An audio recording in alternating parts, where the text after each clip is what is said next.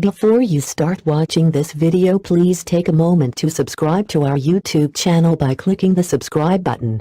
Then tapping the bell icon button so you will be first to know when we post new videos.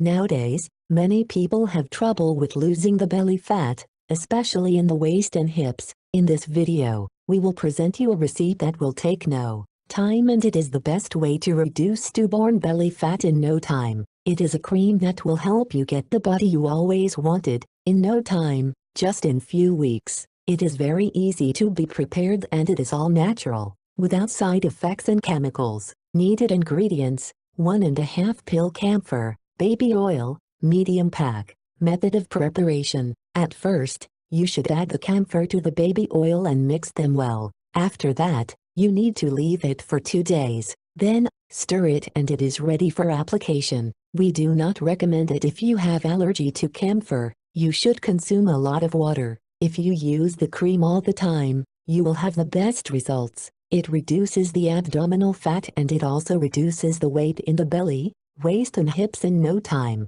Don't wait. Try this recipe and get your beached body fast. If you like our video, please give us thumbs up and share this video with family and friends. Thanks.